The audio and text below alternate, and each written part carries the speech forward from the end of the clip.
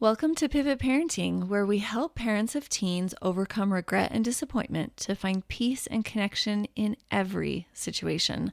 I'm Heather Frazier, your parenting expert. Journey with me to discover effective parenting tips, improve family relationships, and build a brighter future for your kids. Buckle up, things are about to get better. Hey, my friend, welcome to today's episode of Pivot Parenting. It is a good one, and I think it's really relevant. And after all, new year, new you, right? I actually kind of hate that saying because I think we can make changes any time of year. And January is a good time, but so is July or August or September.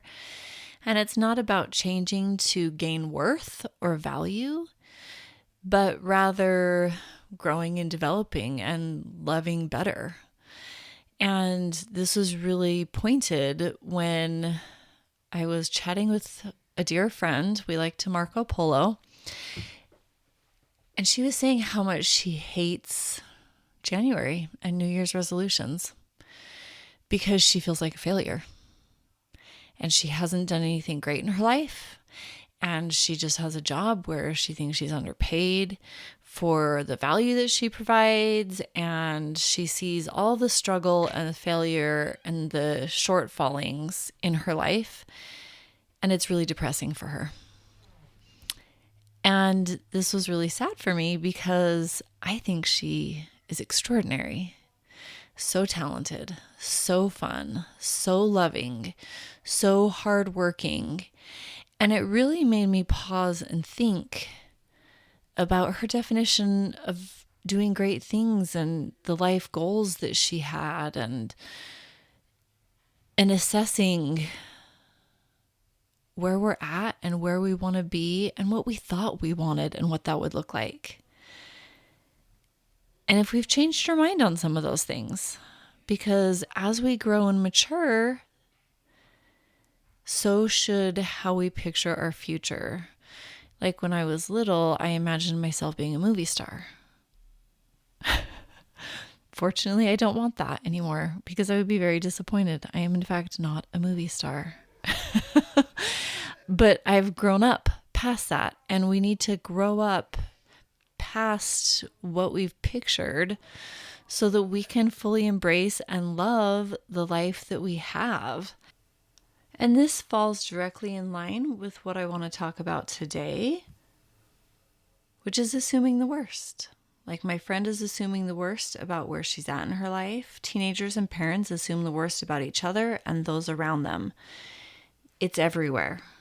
We do this as humans, and I want to break it down into 3 different points in the episode today.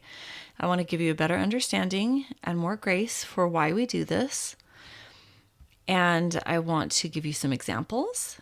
And then I want to give you practical replacement thoughts and behaviors, what we can do instead to strengthen trust and connection rather than eroding it. Because as I'm about to tell you, when we assume the worst about our kids, we erode the relationship. And I'm going to break it down with practical examples. And if at any point in this episode you can see that you do this, and maybe you just got over your Christmas break and that was a lot to have the kids home and you were kind of dreading the summer vacation because you're assuming the worst about it, please arrange a time for you and I to talk. We have 4 to 6 months before summer hits and the kids are home, and we can completely turn things around in the next few months so that it is the best summer ever, which is especially important as you probably only have a couple summers left with them as minors in your home. We want to maximize that time for you. Let's work on a strategic game plan to do so that when they do move out, which is a goal in and of itself, they will want to come home and visit because you're awesome and they can recognize that. You and I both know you're awesome, but we can make it so that your kid recognizes how awesome you are too. One of the ways that we can do that is by understanding why we assume the worst and flipping that for better behaviors. Let me give you a story of one way that this could hypothetically play out. Let's imagine your daughter has a best friend and they love each other like sisters. They've been friends for years. Then one day they have a huge blow up. One of them suggests that they don't talk for a month at least to help clear the air, move past their emotions, to reassess the relationship individually to see if it can be saved, to see if they miss each other. You tell your daughter this is a bad idea. And while maybe you can't articulate exactly why, your subconscious knows that when you don't talk to someone that you feel hurt by, your imagination runs wild and you assume the worst. The easiest way to do this is in marriage or to see this. You and your husband have a fight in the morning. He goes to work and all day you're fuming that he doesn't help out, that he doesn't understand you. You look at ways that this has played out in the past. You talk to friends and family who hype it up and make it bigger. And then by the time you're both home from work and the day is done, you're both really upset with each other when really it was just a simple misunderstanding. And when you see them again and you feel their love for you, you're like, wow, I made a mountain out of a molehill. This isn't actually as big as my imagination. Let it run wild to be. So you tell your daughter, you need to talk to this person. She's your best friend. Maybe she didn't mean it like that. Maybe you were really sensitive and misinterpreted it. Now, of course, some people do mean to harm.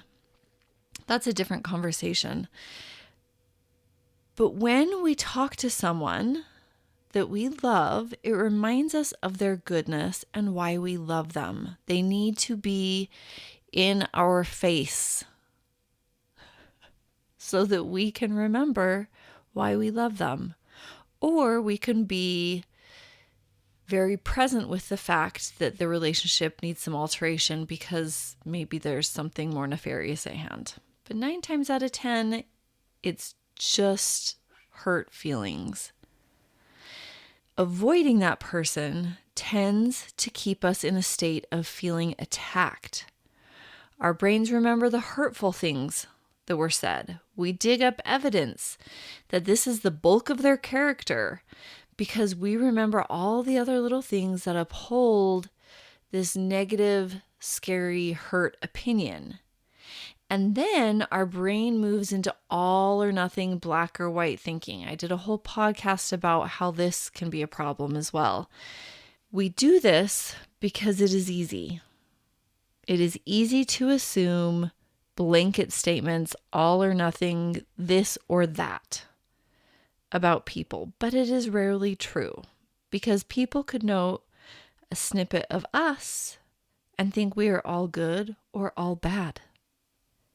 We don't want that, so we shouldn't do it to other people. But our brain likes this because it's definitive, it's easy, and then we can move on.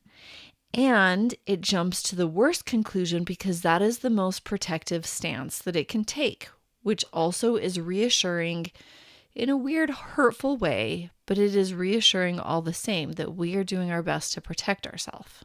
Let's imagine that you and your teen get into a fight, or she said something that hurt you deeply and you don't want to see her or start a fight.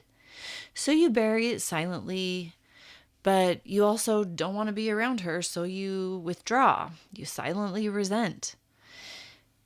That could be us assuming the worst about having a conversation, what she's thinking, how she's feeling, how she views us, how we choose to view ourselves. Oftentimes we assume the worst about ourselves. Like my friend that I mentioned at the beginning of the episode, that she's a failure. So many parents that I meet assume that they have failed. They assume the worst about themselves. And this is so painful. And I get it because I've been there. Let's give you another example. Let's imagine that you have a daughter and secretly you think she's a brat and she's selfish and entitled. This is also not uncommon. I don't know why I'm going with daughters today, but I guess I am. And your subconscious belief about her is that she always thinks she's right, and that she's selfish and bratty, and that she only thinks of herself, that she has no heart. Because if she did, she would be nicer to you, despite what you do, that she doesn't even acknowledge. You gave her a life. You kept her alive. You do so many things for her, but you assume she doesn't even note, that she doesn't recognize, and that she doesn't appreciate. This is us assuming the worst about our child. And this is a really painful stance to have, because that's one aspect. And the other one is that we love our child.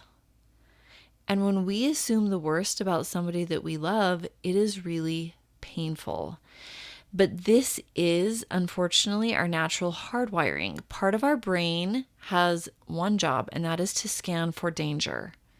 Things that are potentially scary or bad or going wrong that we could improve upon. And we love this part of our brain. We don't want to get rid of it, but we need to wise up to it. This is the primitive part of our brain. It is when most things were really dangerous and hard, and it served us very well. But now life is a lot easier. And so we have to be mindful of what our brain is doing. We need to respect that this part of our brain can be helpful. Because imagine a parent who isn't scared when their toddler is right by stairs or a drop-off ledge, or who doesn't worry about exposing them to sick people or extreme weather or creepers or media that is inappropriate, thinking it will be fine, assuming the best. No, we want to assume the worst in these situations so that we can prevent bad things from happening. Imagine a parent of teens. Sure, take the car. You're 13. You haven't driven before, but I assume you'll do the best. We also don't want to always assume the best case scenario. We don't want to not worry about technology or the effects of media or brain rot for our kids. We don't want to leave the liquor cabinet or guns out on the counter for our kids and their friends to be around without supervision. Because we assume the best. What are the chances things will go wrong? This is not the stance that we want to take. We want to keep our brain's ability to assume the worst, but we need to be educated about it so that it's working for us, not against us. Let me give you some real life examples of what I mean. Parents who micromanage their teens so that their teens are either so helpless because mommy does everything for them, or fiercely independent and they shove their parents away prematurely so that parents can't help as much because they can't stand to be micromanaged. This is assuming the worst, that your child can't function or that they need you to do everything for them. Parents blowing up their kids' phones because they think they're dead on the road or getting high, thinking that they know the whole story and assuming and cutting children off and fearing the worst. This can make mountains from molehills very quickly, and it drives everyone crazy. I actually did a podcast just a few episodes ago about assuming about worry. Worry is assuming the worst. Parents who think that they have failed, so they're assuming the worst about themselves because they found out their kid is doing something they don't like vaping. And they assume the worst about their future and about how they've done as a parent, and just assuming the worst all around. If their teen starts dating, they fear bad things from that will happen. And we're not the only ones that do this. Our teens do this right back at us. They assume that parents won't get it or understand, so they don't share when we could be really helpful for them. They fear parents will judge them or think less of them, so they conceal things that parents maybe wouldn't be judgmental and could help with. This is one of the main reasons why kids lie. Lying teens is one of my top ranked episodes of all time. And assuming the worst from our teen is part of the reason why they lie to us. They can assume that they'll fail. One of my kids is really anxious, and she we have this routine where she'll have a math test coming up and she'll study for it, but she will assume that she is going to fail. She'll take the test. She will say she did awful. Again, she's assuming the worst. And then she scores in the 90s or 100. And we laugh about it because it's like, okay, you assumed the worst. Even after she took it, her brain still could not compute that she did okay. And then she would do great. Kids are really great at assuming that people don't like them or that they're talking trash about them or that the one zit or the one awkward thing that they said will now ruin their life. Can you see now how this habit tends to be all around us? We don't want to completely get rid of our brain assuming the worst. It can be helpful, but we need to be educated on what's actually going on. We have two parts of our brain always at play in our life, the amygdala and our prefrontal cortex. So the amygdala is our trauma response, fight, flight, freeze, fawn. Is there a threat to me physically, socially, emotionally? Our brain is going to kick in using the amygdala if the answer is yes. And this gives us tunnel vision for the worst case scenario. It is very brilliant in that it is preemptively trying to prevent the worst case from happening by scaring us what that possibility could be. It's like a little dress rehearsal, if you will, for what could be coming up. The problem is our brain is really bad at being accurate in predicting because typically worst case scenario isn't what happens. And then the second part of the brain that's in play is the prefrontal cortex. This is calm, logical thinking, can think long term, and it's not tunnel vision. It can be very broad. What's the likelihood? Is this helping? Are there better ways to approach this text conversation situation going on? And so we, as the observer of both these parts of our brain, have to figure out which one is at play. And is it the right fit for the situation? Is the house on fire? Then yes, you should run and assume worst case scenario. Is your child with a predator? Yes, you should assume worst case scenario. If you feel like your child is being snarky, or they roll their eyes at you, or you saw a text that you don't like, maybe pause. And don't go to worst case scenario. Even if you found weed or something more nefarious, we don't necessarily need to jump to worst case scenario a bulk of the time. We simply need to add to our basic hardwired responses a switchboard between what's happening to us and how we respond. Just a little pause of, is assuming the worst helpful in this situation, or is it going to be a long-term hindrance to my goals? Hi there. I just want to pause and let you know if you are struggling to make sense of your teens' behaviors, emotions are running wild, and you're looking to turn things around to have the family you dreamed of while rocking them to sleep, I would love to talk to you. I want to give you a special, powerful gift. 30 minutes with me, my friend. You'll walk away with more confidence, clarity, and understanding of what the issue is and your next best step in resolving any situation you bring to me. It's completely free. I love families and want to help yours be wildly happy and successful. Book this call by visiting my website, heatherfraser.com. Remember, Fraser is spelled with a Z-I in the middle. And don't worry, the link is also in the show notes. I look forward to meeting and helping you.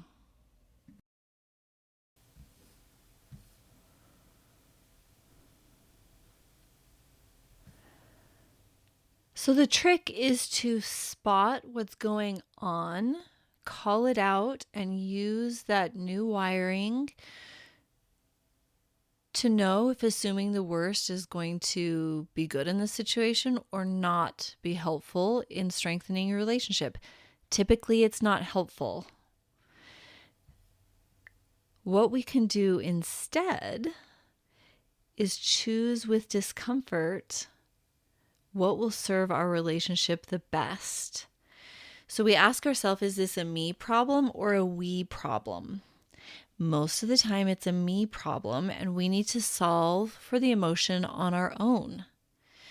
So if we're feeling a little sensitive, if we're feeling off put, if we are feeling scared, these are typically me problems that we don't need to hand to our child to solve. It does not feel good when people assume the worst over you. The easiest job, blah, blah, blah. The easiest, blah, blah, blah. The most common way this shows up is when we worry all over our child, when we micromanage them, when we nag them. That is a subconscious message that we are assuming that they can't do it, that they will fail, that they're not smart enough, that they're not capable. This does not feel good. Even if you can't articulate it, it does not feel good when people tell you you're going to crash and burn. And some people can use this for fuel to say, watch me, and some people will crumble. And some people will completely shut down and cut you out because they don't like being handed that to solve for you. So it's really important that you need to decide if this is a me or a we problem. And we talk about this all the time in my one-on-one sessions. Once you get the hang of it, they're pretty easy to spot. Now, if you have decided that this is a we problem, then you need to talk to that person with love and a desire to understand. So again, we're not judging because our brain gets really set. It's white knuckling onto this worst case scenario and this person needing to solve for this impending doom of the future. Don't approach the topic like that. Let's imagine you are a family of faith, and your child, you're worried, is not going to continue embracing the faith of the family. Do not approach them saying, I'm worried you're not going to continue in the faith that we are raising you in. That is not a helpful approach, and it will not go as well as saying, hey, how are things going? Tell me what's new. Tell me what your thoughts are. I've been noticing these things. So name actual things that you're saying, like you're not as happy to go to church, or you grumble when it's time for family prayer. Tell me about that. Instead of going to worst case scenario, which is you don't believe in Jesus. It could just be something completely unrelated. So we want to actually state what we're observing without any assumptions. And then just be curious. Do you want to talk about it? I would love to understand if you're willing to share. We do not want to ignore things and secretly file it away as ammunition for a later date. Don't do that. That erodes relationships. We do not want to be weird and passive aggressive toward them, but avoid the actual issue. Again, not helpful. That erodes relationships. We do not want to retaliate or play the tit for tat, meaning we don't yell, we don't be mean back, because even though it might feel justified, they started it. Whenever we behave poorly, we're acting like they are, and we regret it later on. And it's taking 2 steps back. It's eroding trust. You're adding months or years onto reestablishing a healthy relationship with trust. But these 3 things are really easy to do when our brain is used to assuming the worst. And it always, here's a special secret hack, it always makes it feel like do or die, life or death. That's a really great tell that your amygdala is engaged and that you're in fight, flight, freeze, and fawn. And so to pause, to assess, to make sure that you're going to respond in a way that feels supportive and nurturing to your child, because that is actually what they need. The worry of this dress rehearsal worst case scenario sometimes can't be avoided, but that is your issue to solve. Never hand that to your child to solve. It does not go well. What we want to front for our child is love, a desire to understand, a willingness to support, and an open mind to see how their perspective is valid. That is the best way and the hardest way to move through assuming the worst to a positive end result. If you need help with this, typically it's pretty tricky to do on your own, kind of like cutting your hair. Usually we go somewhere to help cut our hair, even though it seems rather simple. Just never looks quite the same. I'm taking on new clients for 2026. I would love to help you. Book a call by going to heatherfraser.com or clicking the link in the show notes. Things can get turned around before the end of the school year. Promise. We'll talk to you soon.